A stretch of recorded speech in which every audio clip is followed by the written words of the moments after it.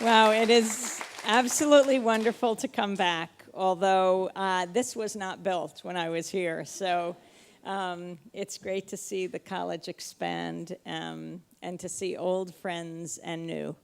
College of the Atlantic is a very special place. I really feel that I learned to critically think here.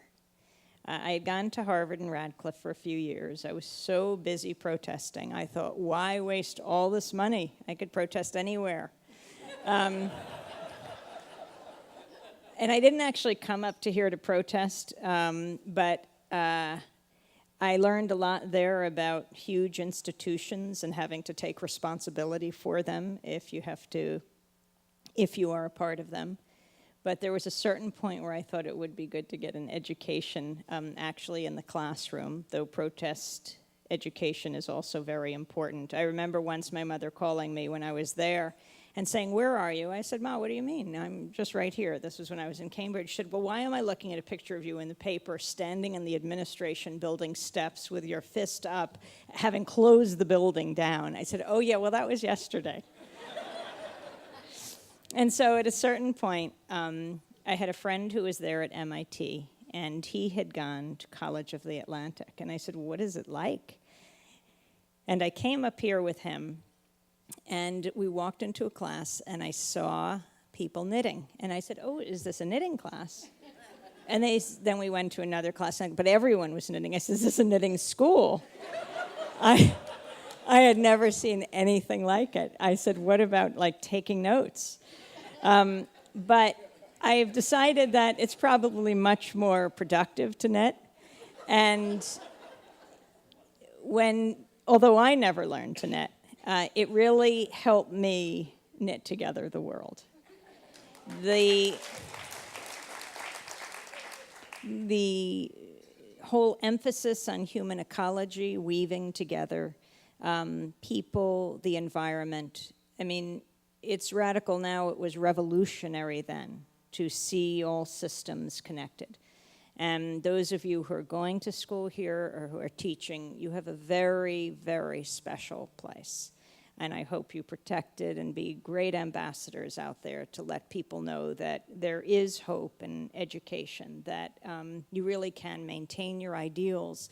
You don't just have to be outside protesting all the time to do that. You can actually express it in the classroom. With a special thanks to Susie Lerner, who was such an important teacher for me. My mother had taught in our local colleges in Long Island, women's history and women's literature. And that was one of the first classes that I took here.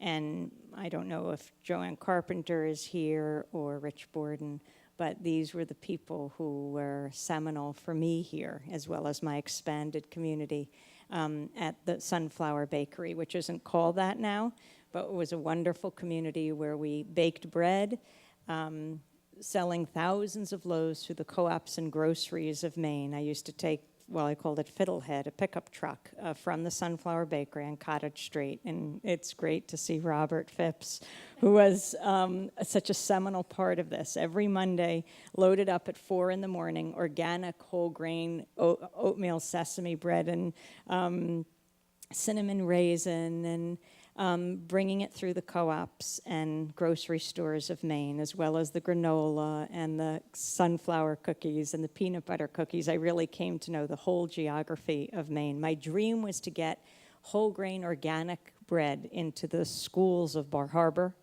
The problem was we could not compete with Wonder Bread. It could last on the shelf there for a year. We only could hope for about 4 days because we didn't use preservatives. The bread was actually live.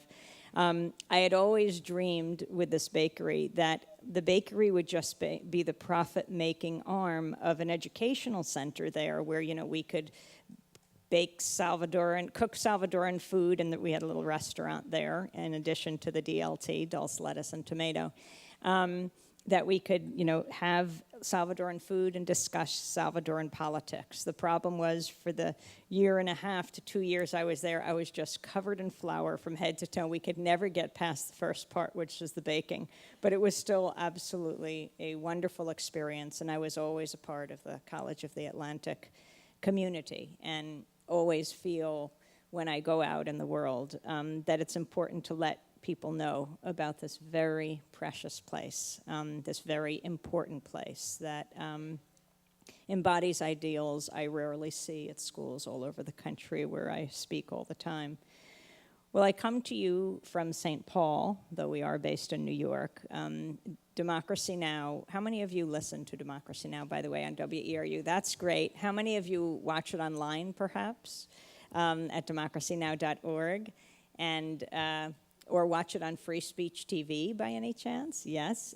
Dennis Moynihan is here, who's the CEO of Free Speech TV, which is based in Denver.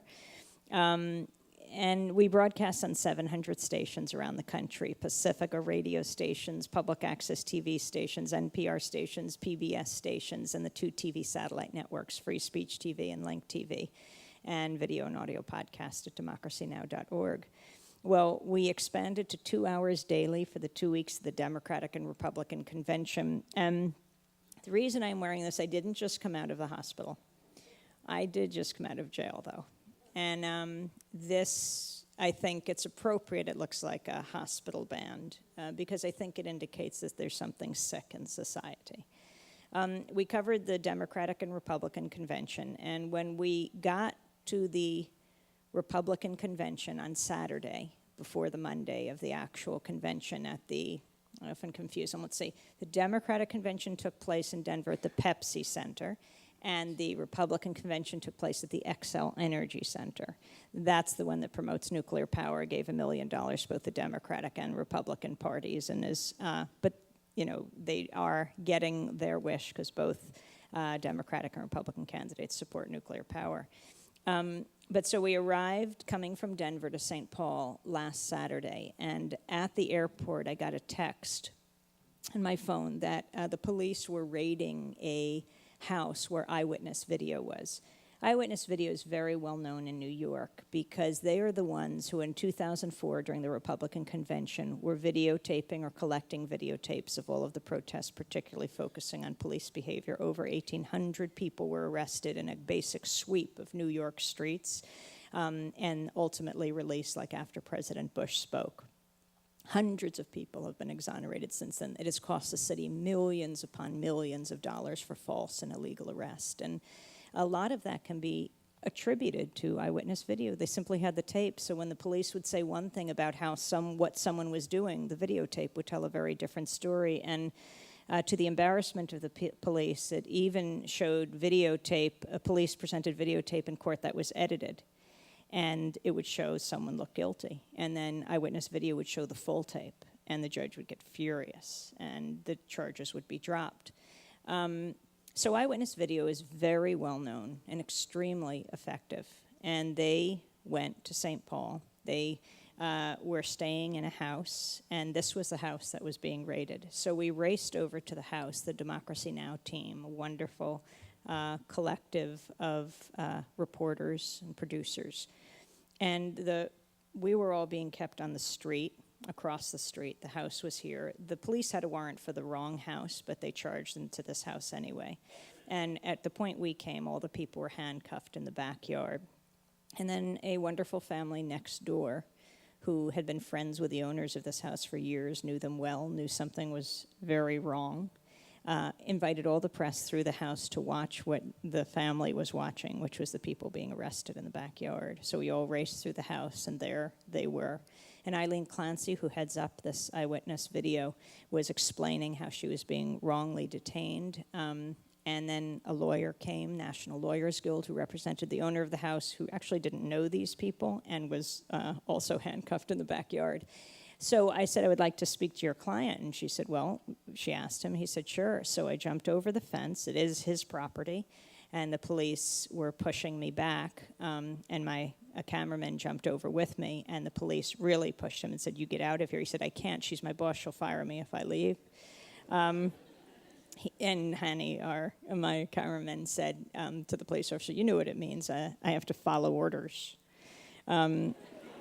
It was one moment we saw the police smile. But the police had moved in with AR-15 automatic weapon. The FBI was also there with pistols drawn. This collective was in the living room. One of our producers was inside at the time, Elizabeth Press, and she put the camera above her head because she was afraid they'd say they mistook it for a gun. It's a very frightening situation. Once we were there and I jumped the fence and it was all being exposed and the cameras were rolling, the police had to back off and they let them go. This was about for 3 hours. This is why the press is so important. You expose things to the light of day, and that is just healthy in itself. The police were engaging in a preemptive raid, and they engaged in a number of these through the week. Did you ever see Minority Report, Tom Cruise's film? Not that I recommend Tom Cruise's movies, but this one is good. He was arrested for pre-crimes. People were being arrested in a future society for pre-crimes before you commit them. It's a very, very big problem, and this is what we were increasingly seeing. So that was Saturday. On Monday, the convention began, and there was a big peace march in the morning. You know, our philosophy and the title of our coverage was Breaking with Convention, War, Peace, and the Presidency, from the streets to the suites to the convention floor.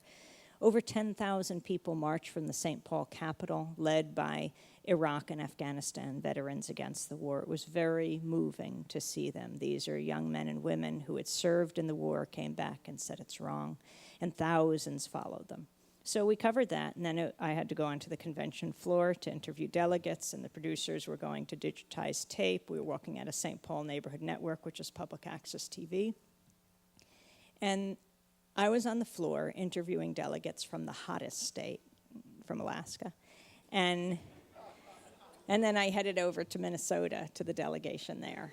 And I got a call on my cell phone that Sharif Abdel-Quddus and Nicole Salazar, two of our producers, were being arrested and had gotten hurt. And so I raced off the floor with the cameraman I was working with there, and we tore through the streets of St. Paul. I even stopped a police officer in a police car, and asked if he would drive us there because some people were being falsely arrested. He didn't give me a lift. But I was so panicked, and we raced to 7th and Jackson in St. Paul, which was a parking lot. And at this point, everything was completely contained. Riot police were lined up from one end of the parking lot to the other. So I ran up to the police and I said, can I speak to your commanding officer? As you can see, you know, I had these, all of my credentials hanging from my neck. And I said, as you can see, I'm an accredited journalist. And two of our producers are inside. They're accredited journalists. They have to be released. Can I speak to a commanding officer? And they ripped me through the line. They twisted my arms back. They said, you're under arrest. And they fastened these rigid plastic cuffs that dig into your wrists, and they pushed me against a wall and then pushed me on the ground. It happened so fast. I demanded to see them because I thought they were hurt. Nicole's 24. She's just out of school. She's an excellent producer. And Sharif has been with us for 5 years. I said, I demand to see the producers, Sharif and Nicole. I saw Sharif across the way. He was standing handcuffed with his credentials hanging around his neck, and his arm was bloodied, and they finally took me to him. So we're both standing there, arms behind our back, and it was Minneapolis police who arrested me in St. Paul. See, these are national security events, and so all levels of security are working them. Oh, I should give you just a little more background. By the way, I write a column every week, and your local newspaper could run it if you ask them to. And I did not expect to be writing so much about this, but just in the lead up to the convention too, we were just learning a lot about the security situation, the fusion centers that are being built all over the country, exposed by Colorado Independent reporter Aaron Rosa, publishing a report about the Denver Fusion Center, which is sharing information with the U.S. Secret Service, the FBI, the U.S. Northern Command. The center set up to gather and distribute intelligence about suspicious activities, which Rosa points out can include taking pictures or taking notes. The definition is very broad. You become particularly suspect when you've got a camera. We interviewed on Democracy Now! A guy named Mike Cherman, longtime FBI agent who now works with the FBI, who now works with the ACLU. he's very concerned about this level of cooperation from the top to the bottom of security and intelligence in the United States. He said it's unclear who's actually in charge and whose rules apply to the information that's being collected and shared and distributed through these fusion centers. He went on to say, he explained how police expand beyond normal law enforcement functions and start becoming intelligence collectors against protest groups. The reports that we obtained, he said, make clear that there's no indication of any sort of criminal activity, and yet that investigation went on for 14 months. These reports were uploaded into a federal database. When he says that investigation, he's talking about groups in Maryland, like the Maryland-Baltimore Coalition Against the Death Penalty and a Baltimore anti-war group. They were investigated for 14 months. Police infiltrated the organizations. Among the members are people like Dave Zirin. He's a great sports writer. He writes for the Sports Illustrated and lots of progressive publications. We have him on talking about the Beijing Olympics, the crackdown on dissent in Beijing. And he ends up in this database because he is a very avid anti-death penalty activist, and he's part of this local group. That these groups are so transparent. You know, they put their signs up when they're meeting, encourage everyone in the public to come, and they end up in these federal databases. And as German said, when all these agencies are authorized to go out and start collecting this information and putting it in areas where it's accessible by the intelligence community, it's a very dangerous proposition for our democracy. So when you're being arrested, I was very aware of all of this, you know, the fingerprinting, the data they're taking from our identification. Even if ultimately you get exonerated, they've got you in those databases. So as we're standing there and my credentials are hanging from my neck as our Sharifs, and I mean, these are the top security credentials. I can interview presidents and vice presidents. I can be on the convention floor with senators and congressmen and the delegates, and they see that. They know exactly what these credentials are. And so I'm standing there saying, you can see we're journalists. You have to release us now. And so the Secret Service came over and ripped my credentials off of my neck. I said, you know, you got to give me a receipt for this, because when police take things, they're supposed to give you a receipt, and they just laughed. I turned to another police officer and said, I need to see Nicole. I knew she had been bloodied. I said, she has a bloody nose. I understand at least. And he started to mock me and say, oh, a bloody nose? And he said, I've been knifed in my life. And I said, well, that's terrible. But that's not our fault. This is your fault. She is in your custody.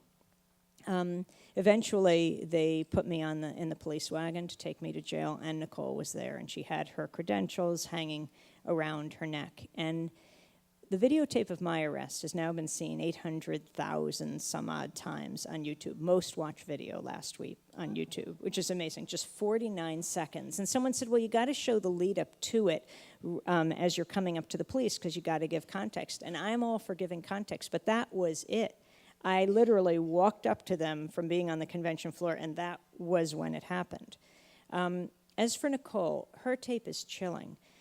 Because she taped her own violent arrest. You know, she was filming. She didn't intend to do this. She was there to film the protest. But the police came at her so fast. She's caught in this parking lot. They had moved in very quickly, and she's alone. You see them sort of throw down one young woman, and then they're coming at Nicole, and she's screaming, press, press, and she has her press pass up, and she is filming the riot police as they're coming at her, and they're saying, face on the ground, move. And she's caught because of these parked cars, and she says, where do you want me to go? And they take her down. You see the camera go down.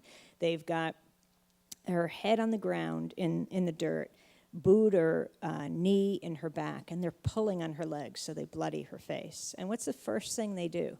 They take the battery out of the camera. If you have any question about what they wanted to happen right there, they take the battery out of the camera. And I was thinking, you know, here's this young woman. It doesn't even matter. She could have been an older guy. But if you're caught between cars and two men take you down and drag you on the dirt, you know, you hope there would be a police officer there to arrest the assailants. The problem is the assailants are the police, and they're arresting the victim. So I encourage people to go to democracynow.org. That videotape is there. It's unedited. I mean, it happened in all of 30 seconds, and you see exactly what happens as they take her down. She's screaming. She's completely shocked by this whole thing. And she's a very stoic person. She didn't even realize she was screaming, she said afterwards, when you hear this very chilling tape.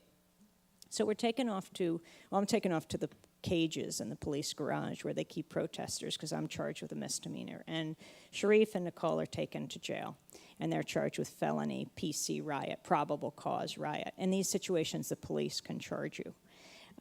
But there's such an outcry, and some Congress people got involved, so we're ultimately released a few hours later, and it's a big embarrassment. But they have yet, this almost 2 weeks later, to drop the charges.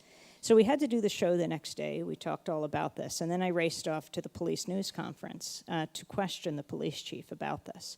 We weren't the only reporters who got arrested. Sharif was in a cell with the AP reporter, Associated Press photographer. In fact, he was taken down when he was, you see, Sharif was right next to Nicole, very calm guy. He's saying to the police, calm down, calm down. You know, he sees people who are out of control, and so he was trying just to get them to calm down. They took him, they threw him up against the wall, they kicked him twice in the chest, threw him down on the ground, bloodied his arm, and that's what happened to Sharif. So, but there was a guy next to him. Do you know the New York Post? In New York? So there's a photographer for the New York Post. They take him down also, and he's screaming, I work for the New York Post. It's a Republican paper, for God's sakes. So I went to the police chief's news conference next morning. Interestingly, the police officer who opened the door for me to go into the police conference was my processing officer the night before, and he looked at me and I said, and you know, when I want to come out of here, you have to open the door. But it is a very serious situation when not only journalists are arrested. I mean, that is very serious, because when you beat journalists, when you ban them, when you arrest them, you're really closing the eyes and ears of a democracy. There is a reason why our profession, journalism, is the only one explicitly protected by the U.S. Constitution. We're supposed to be the check and balance on power. I questioned the police chief, John Harrington, that next morning. I explained what happened, and I said, I want to know if these charges are going to be dropped. And he said, well, we will investigate. And I said, will you also be investigating the police officers? It's not just about dropping the charges against us. But how do you expect us to operate? You know, this is the beginning of the convention. We had a number of days after. How do you expect us to operate in this atmosphere? What have you instructed your police officers to do with the press? And he said, we can embed with the police mobile field force. Embed with the police mobile field force. So this whole embedding practice, you know, about reporters embedding in the front lines of troops in Iraq, where you eat with the troops, you sleep with the troops, you're protected by the troops, you are hardly going to say anything critical about the situation when your life is in their hands, has now become a model in American cities for how journalists will operate. We shouldn't be embedded in the front lines of troops and police ranks, in the establishment, in Washington. We are supposed to be separate and apart, and we are not a party to any of the parties. Sure enough, the next day, one of our camera people is racing off covering the riot police, and right there in the middle of the riot police is a Fox News reporter. This all has to be challenged. And at the end of the week, more than 40 reporters were arrested. Sharif got arrested again on the last night. They just arrested all, and these were all of the mainstream reporters, put them on a median. And interestingly, the police chief came personally himself, as he said, to process the reporters first. I said, to arrest the reporters first? And they arrested over 800 people who were not as lucky in terms of each one having videotape to show exactly what was taking place. But I wrote my column on it this week and talked about who these police are, because there's something very interesting that's happened. We had on Democracy Now! Bruce Nestor, who's president of the Minnesota chapter of the National Lawyers Guild. And he explained to us, St. Paul actually negotiated a special insurance provision with the Republican Host Committee so that the first $10 million in liability for lawsuits arising from the convention will be covered by the Host Committee. The city's very proud of this negotiation. It's the first time it's been negotiated between a city and the Host Committee. It basically means the city can commit wrongdoing and we won't have to pay for it. So, the party, the Republican Party, insures the police up to something like $10 million so that if they're sued, as of course they will be for these hundreds of arrests, the party covers them. They become the party police, and what they have done is squelch dissent so that the only message is coming from the convention floor. As we all left, we learned that one of the 25 remaining typeset copies of the Declaration of Independence was on display through that week at St. Paul City Hall, not far from where the crowds were pepper-sprayed, clubbed, tear-gassed, and attacked by police with concussion grenades. As the clouds clear, it's instructive to remember the words of one of the Declaration's signers, Benjamin Franklin. They who can give up essential liberty to obtain a little temporary safety deserve neither liberty nor safety. We have to challenge what's taking place in this country. The media should be a sanctuary for dissent. Dissent is what's going to save this country. So that was part of what we were doing at the Republican and Democratic conventions, being on the streets, of course, broadcasting the voices from the convention floor, but also trying to get into the corporate suites, because that's really what these conventions have become, right? The candidates are already chosen. In the past, this is where the contest took place of who would be chosen. But now the candidates are chosen, so it's a 4-day, supposed to be celebration of democracy. But what it becomes is a corporate party, or I should say more than 1,000 corporate parties, both for the week of the Democrats and the week of the Republicans. And it's of serious concern because you have a lot of young legislators, thousands of them, who come from all over the country. They're delegates. And they're learning the ways of politics in the United States. And they are simply bussed from one corporate party to another. And what does that mean, corporate party? Well, you know, you'll have the drug companies, you'll have the telecom companies throwing a party. There can be more lobbyists at the party than delegates. And they come up to them and they say, you know, that legislation you've introduced in the Maine legislature, we have problems with because, or we've got a model of legislation you might be interested. You know, if you'd like to call us to get some information, data, you know, it's so hard to be both a legislator and, you know, and do all the work that you have to do. And it's this acculturation process that has to be challenged as well. The first night of the Democratic Convention, I went over to Mile High Station, which was a place for a party. And it was where AT&T, the multinational telecommunications company, was throwing a party for the Blue Dog Democrats, was throwing a party for the Democrats to thank them for passing legislation just weeks before granting them retroactive immunity. Now, you remember what happened. The telecoms, AT&T and Verizon and the others, were spying on the American people.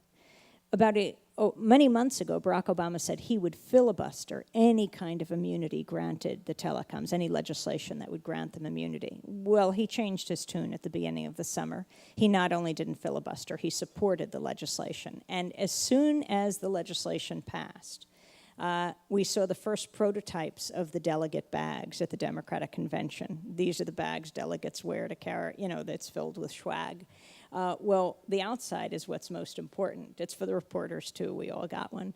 And emblazoned across the front is the AT&T logo. I thought it was appropriate that it was a kind of gift bag because that symbolizes what these bags are all about. So that Coke wouldn't feel neglected. You know, all the Democrats gathered in the Pepsi Center. Coca-Cola on the Republican bag was emblazoned on both sides of the Republican bag. But I went to this party because I felt it's important that if the delegates are there, journalists should be there. But the Mile High security prevented me from going in. And we continually, from one Democratic party to another Republican party the next week, attempted to get into these corporate suites and were blocked every time with security there threatening to throw us out. You know, this is very serious. We have to analyze what's happening right now with the level of money that is going into these parties. You think we have it covered where if you give a contribution to a politician as an individual or a corporation, you can go to Open Secrets, you can go to different places on the web. You have to say it's declared and there's limits and that's as it should be. But right now, there's one loophole in the Federal Election Commission, and that is these conventions. Under the guise of giving money to the, quote, host committee, that you're improving Denver or St. Paul, these corporations can give unlimited millions of dollars, and you never know who it is and what they've given. They have to reveal it 60 days after the end of the convention, which is Election Day, when it doesn't matter anymore. So that loophole does have to be closed. Well, that's just a little account of what happened over the last 2 weeks. We have to protect and change the rules in this country, that money doesn't determine so much of politics, corrupt so much of politics. Well, one of the issues that Democracy Now! Covers on a regular basis, as you know, is war. That as the war goes on, escalating now in Afghanistan and Iraq, thank you, it's absolutely critical that we be there to document what is taking place.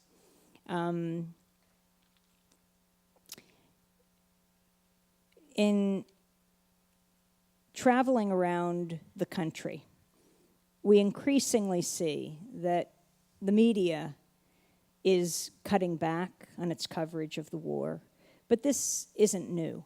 It either cuts back on coverage of the war or brings you lots of coverage of the war, but brings it to you only from one perspective, beating the drums for war.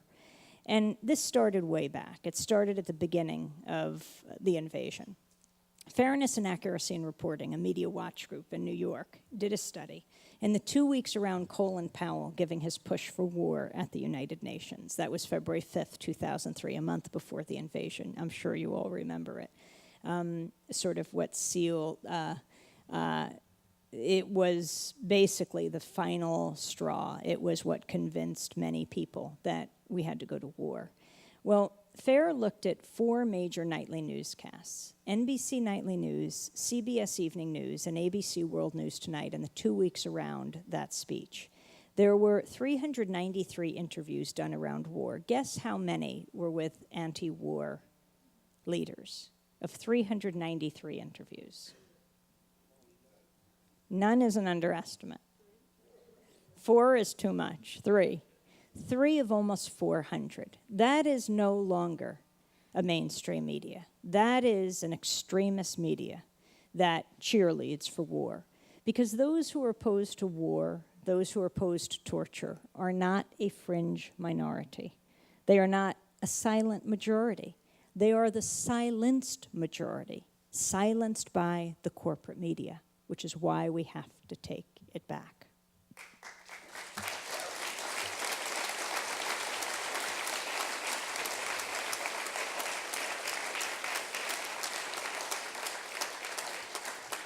My brother David and I write these books together, and the first one was called The Exception to the Rulers, which is the motto of Democracy Now!, right? The media should be the exception to the rulers. The second one is called Static, and the reason we call it that is because in this high-tech digital age with high-definition television and digital radio, still, all we ever get is static. That veil of distortion and lies and misrepresentations and half-truths that obscure reality, when what we need is the dictionary definition of static. Criticism, opposition, unwanted interference. We need a media that covers power, not covers for power. We need a media that is the fourth estate, not for the state. And we need a media that covers the movements that create static and make history. That's the media that's going to save us, and that's the media that unfortunately we don't have. You think about what we watch in the United States and what others watch around the world. The Wall Street Journal did a very interesting piece on CNN, on 2 CNNs, CNN International and CNN Domestic. They pull from the same pool of images and stories, but they present a very different picture. And they looked at that critical day. It was April 9th, 2003, right? 3 weeks into the invasion when the statue of Saddam was pulled down in Firdos Square in Baghdad. Now, we all remember that because they showed it so many times. I think that would be the image most Americans have of the invasion of Iraq. You know, they had the statue of Saddam Hussein, rope around his neck, and right outside the frame is the U.S. Marines pulling it down. But it's going down, and it goes up, down, you know, thousands of times. That's what the U.S. media showed, CNN and all the networks. Well, internationally, CNN International knew they couldn't get away with this because the rest of the media was showing the casualties of war. So they showed a split screen. On one side, the statue going up and down. The other side, the casualties of war. I'm not comparing CNN with Al Jazeera. I'm comparing CNN with itself. You know, Noam Chomsky talks about the media manufacturing consent for war. Can you imagine if in the lead up to the invasion we had anything like the number of interviews on television that represented people? I'd say the country was divided equally right before the invasion. Anything like, not 3 out of 400, but perhaps 200 of 400, what this country would have been like. Already on February 15, 2003, you had millions marching against war, certainly around the world and well represented in the United States. And the media continues to do this. You might say, oh, we've seen much more opposition to war right now in the media. It's true. Often in an election year, you get that because the media shows the spectrum of debate between the Republicans and the Democrats. In the lead up to the invasion, it was almost nil. Remember, the Democratic Party leaders all voted to authorize the invasion. Hillary Clinton, John Kerry, John Edwards. Now, the Democrats are certainly trying to distinguish themselves, and so you see a greater spectrum. But that spectrum does not represent the people in the United States overall. It shouldn't just be that spectrum. Most people are outside of that spectrum and have very important things to say, and the media is the place to do it. I see the media as a huge kitchen table that stretches across the globe, that we all sit around and debate and discuss the most important issues of the day: war and peace, life and death. And anything less than that is a disservice to the servicemen and women of this country, certainly. Remember, they can't have these debates on military bases. They rely on us and civilian society to decide whether they live or die, whether they are sent to kill or be killed. Anything less than that is a disservice to a democratic society. We have to challenge the guests that these networks have on day after day, on all of the networks, the small circle of pundits who know so little about so much, explaining the world to us and getting it so wrong. They did it with Iraq, and then you see them doing it again with Iran. You cannot believe the same stories. Will they have weapons of mass destruction? Even when the 16 intelligence agencies together say, no, Iran does not have this, it is repeated over and over, because the media amplifies those in power, the voices of those in power.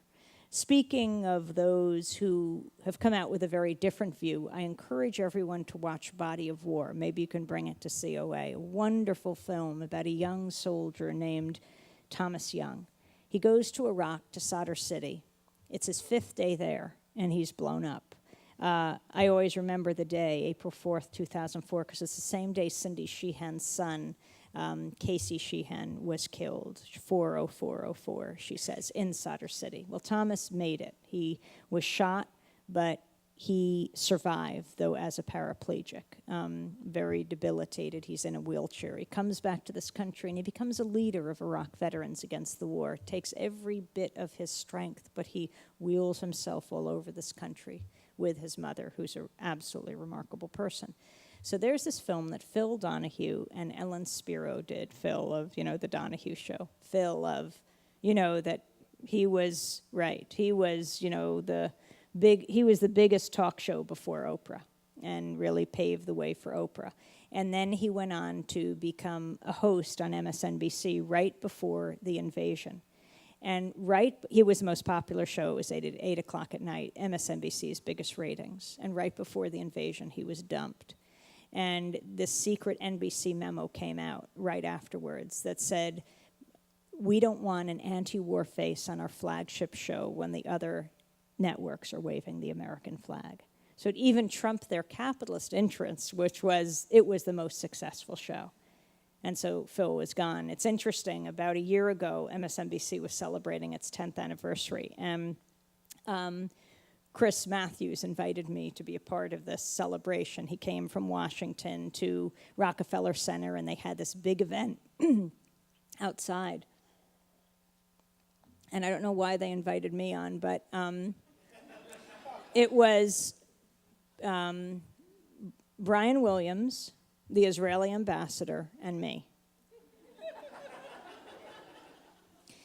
But as we're standing in the crowd, and they gave everyone, I was watching it at home before I walked over to be a part of it, and I was wondering, because the show went on for 2 hours, why they said that these are just bystanders in Rockefeller Center, and they kept waving the American flag, everyone. I thought, this is not the New York I know. But when I got there and was a part of it, as we would go into a commercial, they would rev up the crowd and they would say, if you want to ask a question, if you want to be on TV, wave the American flag. So then I understood. And this was in the midst of the bombing of Lebanon, so it was very serious. When they came back from the commercial, the producer said to Phil, point up to the top of Rockefeller Center, and acknowledge the executives, because you're going to be partying up there soon, and we're celebrating 10 years of MSNBC. So that sort of planted this idea in my head. So he came back and he said, hey, to everyone at the top of the rock, happy birthday. And so I said, Phil, before we go on, I just want to really congratulate all of you on 10 years of MSNBC. But I also wish that Phil Donahue was standing with you to celebrate today. And Chris said, what do you mean? And I said, well, we all know about the secret NBC. They know, the guys up there. The secret NBC memo that came out that said because he was anti-war, he was unceremoniously dumped. And it got quiet for that crowd for a minute, and then we went on. But it's so important to call them on it. It's very important to remember these networks, it's not just public radio and television that are using the public airwaves. They are too. The public airwaves are a national treasure. They should be used responsibly. They're the way we learn about the world. They're the way the rest of the world learns about us. And if the stations don't use them responsibly, they should have their licenses revoked. So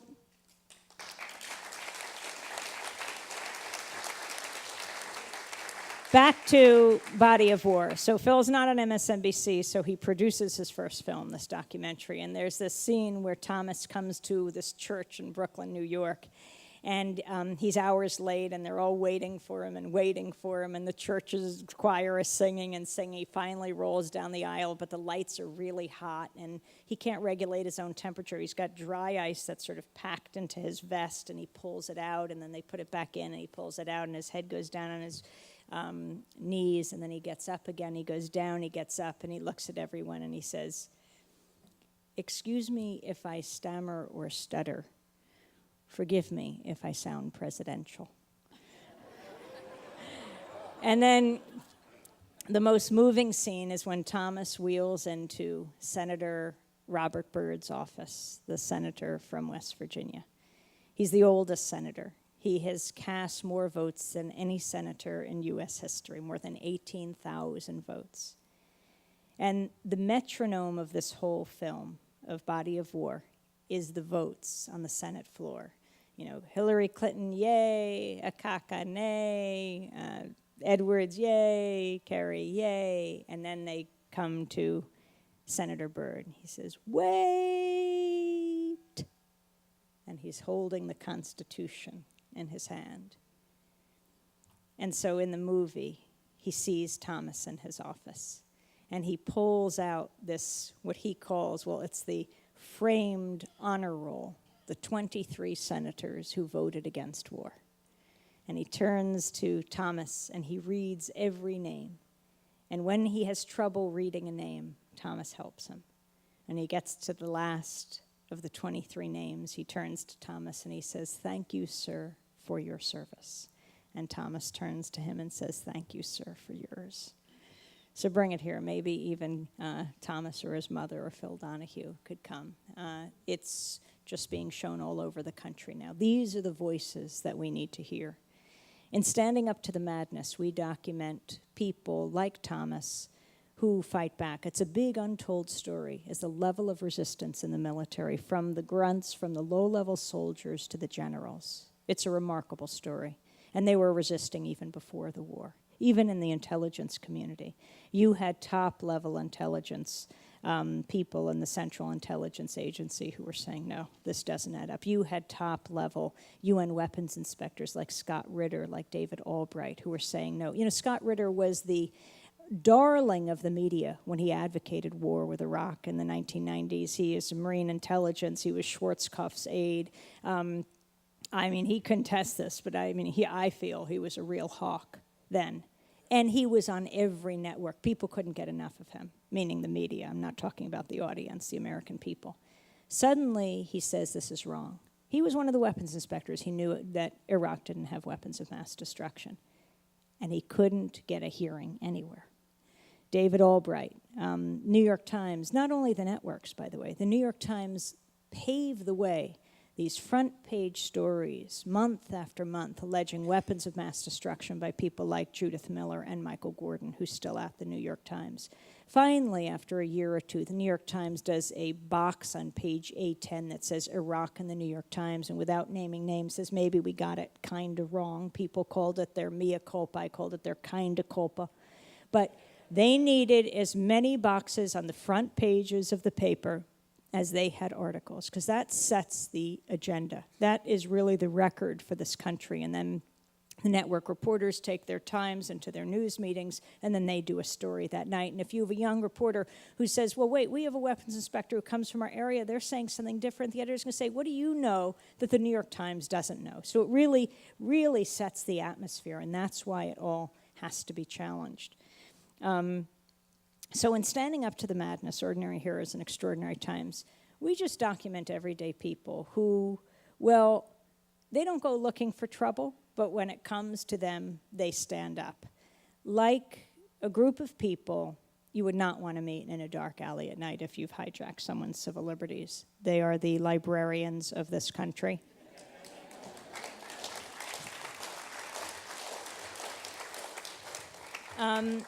We chronicle a group of 4 librarians in Connecticut who took on the USA Patriot Act. They didn't mean to do this, but one day, George Christian, head of the Library Connection in Connecticut, which is the library computer system that connects the libraries. You know, people go to the library to use the computers, and usually poorer people, because other people have their own computers.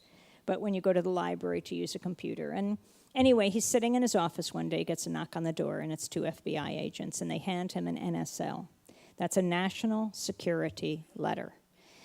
When you open one of these, it's like being exposed to radioactivity. You are then not allowed to mention it to anyone, to your colleague, to your boss, to your coworker, to your family, and you have to hand over the information.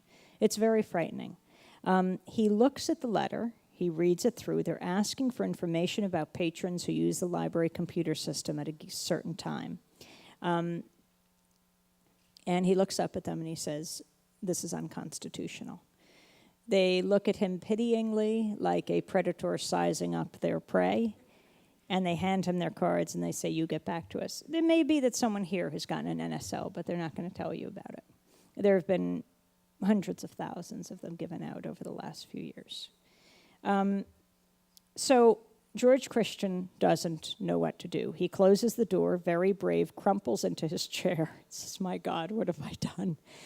He says, if I'm going to take on the U.S. government, I need at least 4 other librarians.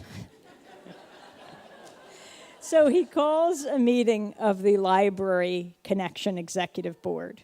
These are 4 librarians. He tells them they are not to say where they're going, why they're going. They're to come the next morning to the board office. He calls Peter Chase. He's from the Plainville Library. David and I interviewed him. You could tell Peter Chase, the library director at Plainville, because when we came up to interview him one night, he was the one with the pocket protector. And then we were both carrying big cups of coffee. This was after, we thought it's after hours, you know, and he glared at us. So we put them down. We grew up with a library at the end of our street. My father was on the library board for 25 years. The library was our living room. I have grown up being shushed which is maybe why I talk so much now. But Peter Chase is called. Now, he had just joined the board of the Library Connection. He didn't want to join the board. He was a very busy librarian, head librarian, but they begged him, and they said, we'll even give you, it's a volunteer position, we'll even give you the title of vice president. They said, come on, Peter, it'll be easy. So he heads the next morning to, well, he only knew the destination. He had no idea why, and he's thinking, what it could be the emergency. Like, did someone not return a library book? Did someone misfile an adult book in the children's section? He shows up at the office with the 3 other members of the Library Connection board. They close the door, George Christian closed the door and opens the letter and exposes them all. There's also their pro bono lawyer who makes a beeline out of there and says, this is way too much for me. And she says, you've got to call the American Civil Liberties Union. I really don't know what to say here. And they decide to sue the U.S. government over the USA Patriot Act. They lose their name. They become John Doe, Connecticut. And Peter Chase, this top librarian in Connecticut, had been arguing against the USA Patriot Act in public hearings against the U.S. Attorney of Connecticut. They were sort of going as a pair all over. The U.S. Attorney was involved in issuing this national security letter, and suddenly he no longer had a debating partner. And he knew exactly why, but Peter Chase couldn't say. They'd be invited to come speak somewhere. The U.S. Attorney would show up, and Peter Chase couldn't because he was afraid someone would say, do you know anything about John Doe, Connecticut? And he was an honest guy, and he didn't know whether to say yes, he didn't know whether to say no. So this case is going forward, and it's being heard in a Bridgeport courtroom, and the librarians are told they cannot be in the courtroom. It's their own case. And so they are brought to the Hartford courthouse, and they are locked in a security closet.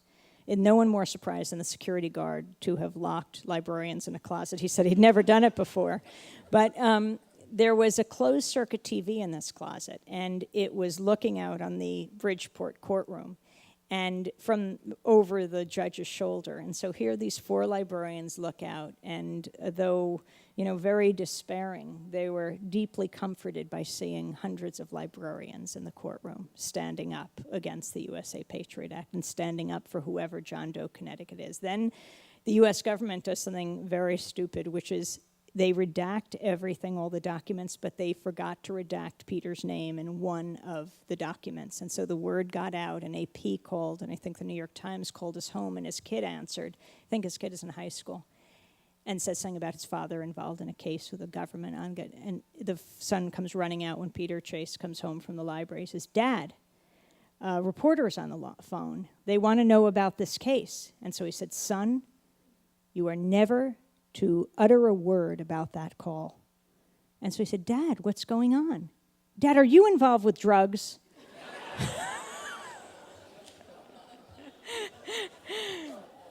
Well, they didn't win this case, and it was right at the time the USA Patriot Act was being debated in Congress, and Peter Chase had planned to testify against it, but he couldn't, and it was passed. And a few weeks later, the gag was lifted, and they're the only ones to be able to talk about being issued a national security letter. And if there's any question about why they were issued this letter, well, why was it lifted right after the USA Patriot Act was renewed? We have another story in Connecticut, kids, high school kids, who are doing a play called Voices in Conflict. It was their big high school play that year, and they were taking the words of soldiers who'd written home or who had spoken out and weave them together. And right as they were about to perform this play, the principal came into their drama class and said, you can make the costumes and you can learn your lines, you just won't be performing it on the Wilton High School stage. And the kids said, why not? He said, it's too controversial. And they argued and they debated and they pleaded with him, and he said, that ship has sailed, which sailed them right onto the New York stage because theaters in New York learned about the censorship and they would have none of it. And they performed it. Well, they did what actors dream of all their lives, performing on the New York stage. The Culture Project at the Public Theater, and most movingly, when they did it at the New York Public Theater, some of the soldiers whose words they were reenacting, were in the audience. And when this got a lot of attention, the New York Times did an article, and Ira Levin, the playwright and author, wrote a letter to the New York Times that got published. Ira Levin is the author of the Stepford Wives, and he wrote that he had grown up in Wilton, Connecticut, and that's what the Stepford Wives was based on. And he congratulated the kids for not being Stepfordized. Well, I come to you from New York. We just passed that horrible day, September 11th. September 11th, 2001, we were broadcasting Democracy Now! When the second plane hit the second tower. We're the closest national broadcast to Ground Zero. We broadcast out of a 100-year-old firehouse, a landmark in Chinatown, and the Twin Towers were just down the road from us. And we now broadcast 8 o'clock every morning. You can also listen online or watch it online. And then we're broadcasting at 9. The first plane hit the first tower of the World Trade Center at 8:46. I didn't know what had happened. We were broadcasting out of the firehouse garret, and we had no windows. We went on the air at 9. The second plane hit at 9:03. We still didn't know what was unfolding outside, but we were doing a special that day on the connection between terror and September 11th, 1973, the day Salvador Allende, the Chilean president, died in the palace as the Pinochet forces rose to power. The Nixon-backed Pinochet forces, the U.S.-backed Pinochet forces, the Kissinger-backed Pinochet forces. In fact, this is the 35th anniversary of September 11th, huge day in Latin America because they remember this well. In fact, just this week, more documents have been released and tape recordings of Kissinger and Nixon's backing of Pinochet. And when he rose to power on September 11th, he reigned for 17 years, killing thousands of Chileans. September 11th is not the first time that that date was connected to terror. September 11th, 1990, Guatemalan anthropologist Myrna Mack died at the hands of Guatemalan security forces. Unfortunately, U.S.-backed Guatemalan security forces. September 11th, 1977, Steve Biko, founder of the Black Consciousness movement in South Africa, was being beaten to death in the back of a van by apartheid forces, U.S.-backed apartheid forces. He died in the early morning hours of September 12th, 1977. September 11th, 1971, in upstate New York, Attica, the uprising, prisoners protesting prison conditions.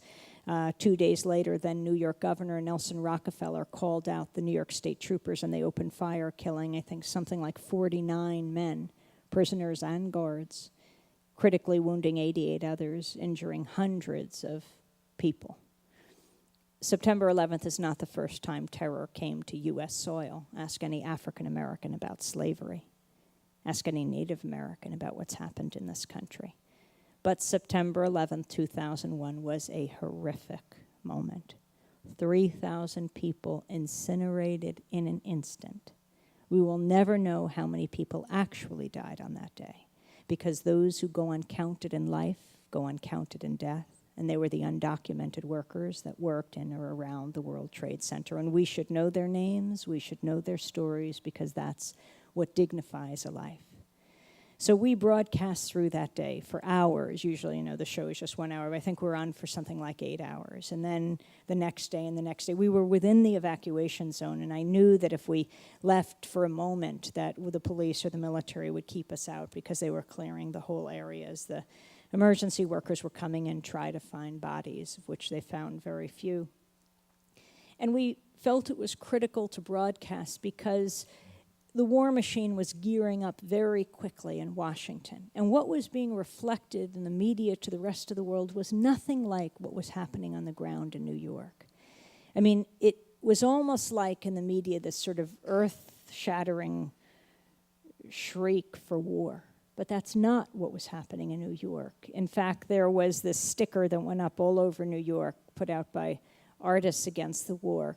Our grief is not a cry for war.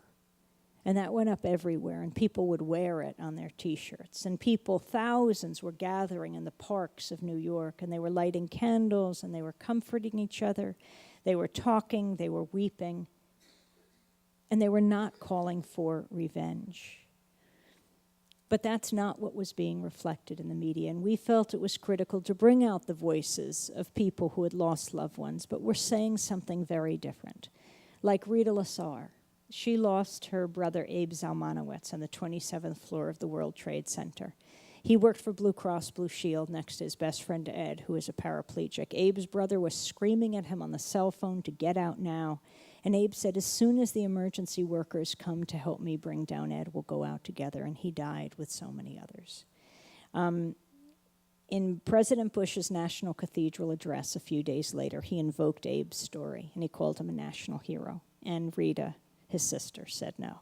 And she wrote a letter to the New York Times that actually got published, where she said it would not lessen her pain to know that a woman in Afghanistan would soon lose her brother. She said, not in my name, not in my brother's name.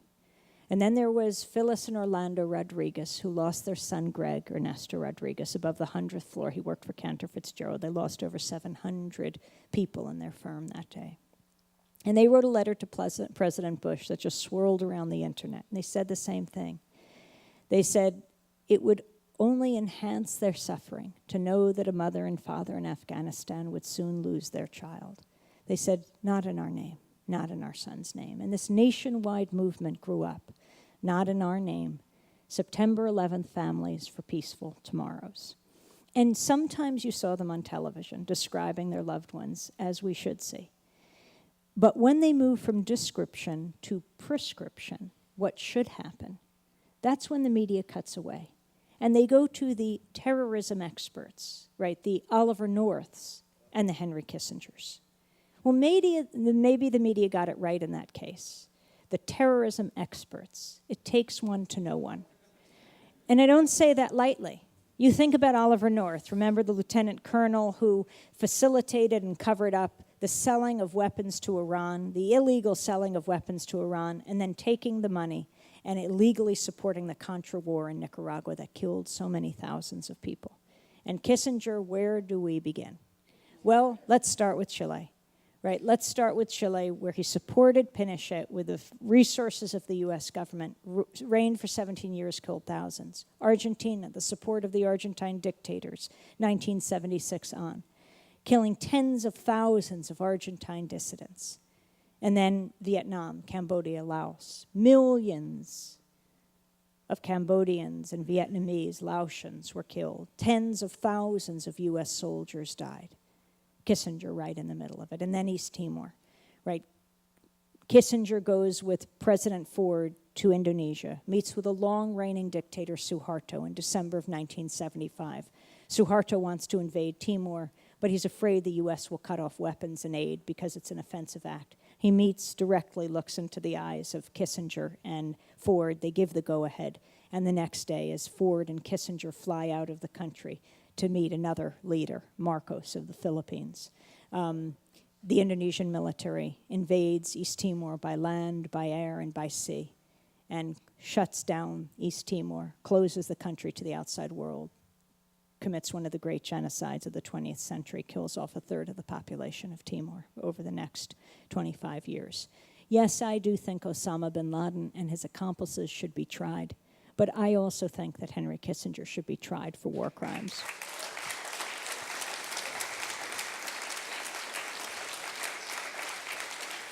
We have to have a uniform standard of justice. That is what will save us. I mean, when you think about what the U.S. has come to represent, how can it be that we have come to represent torture? You know, the image of us to ourselves, the invasion, the statue going down, because we've seen it so many times. To the rest of the world, what do you think the image of the invasion? Perhaps that Iraqi prisoner standing on a box bag over his head, arms out, and a Christ-like figure with electrodes dangling from his fingertips. That represents us. And extraordinary rendition. You know what that is. That's White House for kidnapping. And it's happened thousands of times in our name, where people are kidnapped off the streets of their country or in our own, like a sheikh in Milan, Italy. Then dozens of CIA agents go on trial in absentia for the kidnapping of the sheikh, who then was kidnapped to another country, Egypt, where they could be sure he was tortured, and he's finally come out and talked about it. Or Maher Arar in I think it was Static, or in Static we talk about Maher Arar. The Canadian citizen who's coming back from vacation with his family. He comes through Kennedy Airport to go back home to Canada, and he's taken by U.S. authorities, and he is sent to Syria. Yes, he was born in Syria, but he didn't serve in the military. He said, if you send me there, they will torture me. And they're saying something about him involved with terrorist activity. He said, then fine, send me to Canada. They can put me in jail. They can try me. Do not send me to Syria. He was a computer technician. They sent him to Syria. Surely, as he had said, he was tortured, he was interrogated, he was held for 10 months and 10 days, and inexplicably as he was taken, he was released, sent back to Canada. The Canadian government does a full investigation, fully exonerates him, gives him $10 million, and the Canadian Prime Minister, Stephen Harper, a very close Bush ally, holds a news conference, announces the millions that are going to go to Maher Arar, castigates the U.S. government. The U.S. government has failed to apologize, keeps him on a terrorist watch list. He has sued the U.S. government. How can it be? Of course, just look at what's happening at Guantanamo, what happened at Bagram, what happened at Abu Ghraib, and who knows what's happened at the CIA black sites around the world, that we have come to represent torture and kidnapping. I mean, just practically, think, if an American citizen, if an American official, if an American soldier is captured somewhere in the world, and his captors say, we'll do it the American way. This doesn't make sense. It is not good for any of us. It's not only morally wrong, of course, but practically, America is better than this. We start our book with the story of Rosa Parks. And you might wonder why Rosa Parks. That's one story everyone knows. Certainly she is a great lady, great woman, great activist. But the media has even gotten her story wrong. You know, a few years ago when she died, Democracy Now! Raced to Washington because she was the first African-American woman to lay in state in the Capitol Rotunda. Then they took her body to a Washington church before the big funeral in Detroit, and thousands came out in Washington. And inside, Oprah was there and Cicely Tyson. Outside, they set up big loudspeakers, and we were there, where it's often more interesting to be outside interviewing all these people. This young woman, the student who had come, and she said she emailed her professors that morning. She said, I won't be in class, I'm going to get an education. And there was this older African-American woman, 91 years old, who was standing by the road, just listening quietly, hugging her purse. And she said, you know, I sat down in the front of the bus 14 years before Rosa. And it was in the North, not the South. It was in Western Mass. She said, I gripped my book as if I was reading, and the bus driver told me to get up, and I refused. You know, a number of women sat down in the bus in Montgomery, Alabama, before Rosa did on December 1st, 1955. In fact, Rosa sat down on the bus before Rosa did on December 1st, 1955. But this was the magic moment. And I think this is very, very important. It is absolutely critical that you be involved this year. This could be the most important year of this country, this election year. It could be the most important election in the history of this country. When you think of how much has to be turned around right now, especially our standing in the world. You never know when this moment will come. But if you are active, if you are involved in movements about issues that you deeply care about, when that moment comes, like it did for Rosa Parks and the people of Montgomery, Alabama, in fact, for the people of this country, December 1st, 1955, when she sits down on the bus, refuses to get up when a bus driver says, stand up for a white passenger, refuses to go to the back of the bus, and in so doing, helps to launch the Montgomery Bus Boycott, takes a year, and they desegregate the transportation system of Montgomery, Alabama. You never know when that moment will come, but when it does, if you've been a part of social change, you will help to determine the course of history just by laying that foundation. So how did the media get it wrong with Rosa? Well, when she died, they said she was a tired seamstress. She was no troublemaker. That's where they got it wrong. Rosa Parks was a first-class troublemaker, right? She was secretary of the local NAACP.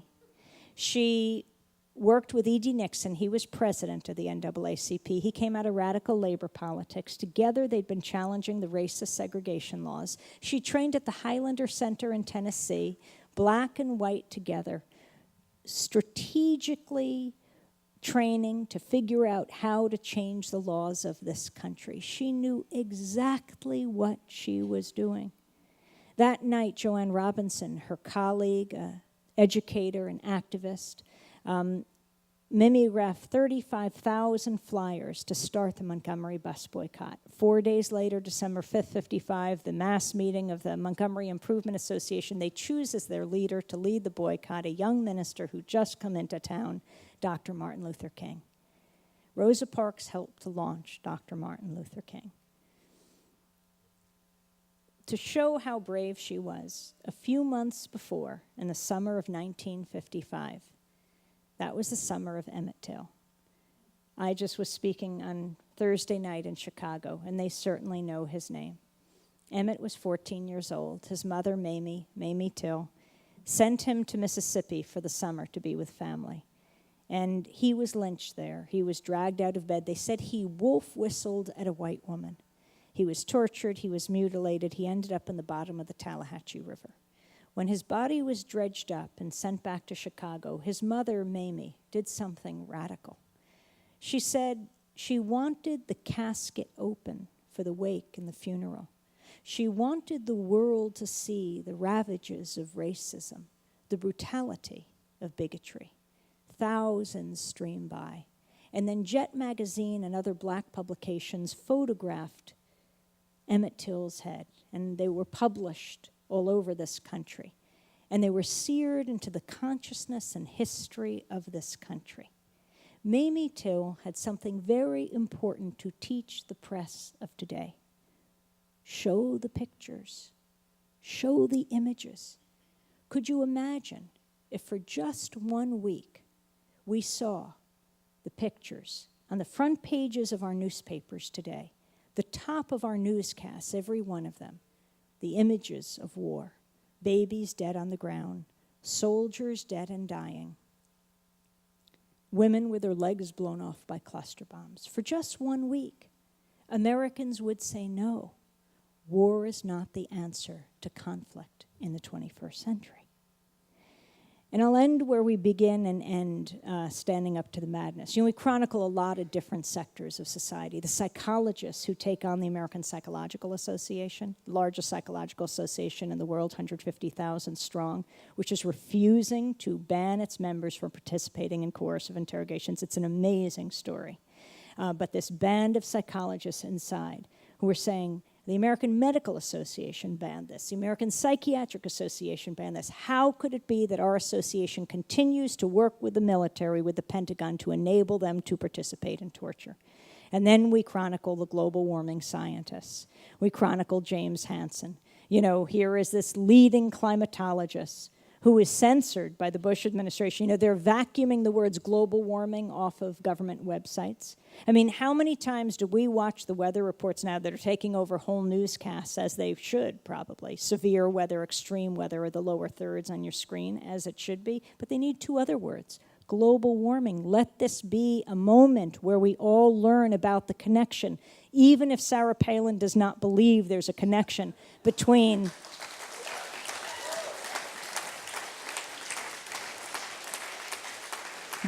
human beings and global warming. So we deal with all of this. But we begin and end the book back in World War II with the White Rose Collective. I don't know how many of you know what that group is, but they were in Germany. A brother and sister named Hans and Sophie Scholl. They weren't Jewish, they were German Christians, and they worked with their professor trying to figure out how they could confront the Nazi atrocity. And they decided, well, the best they could do was just to get information out. And so they published a series of 6 pamphlets, and they distributed them secretly all through Germany. On the 4th pamphlet was written the words, "We will not be silent," across the top.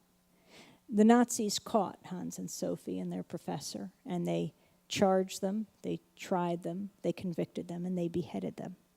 But that philosophy, that motto, should be the Hippocratic oath of the media today. We will not be silent. Democracy Now!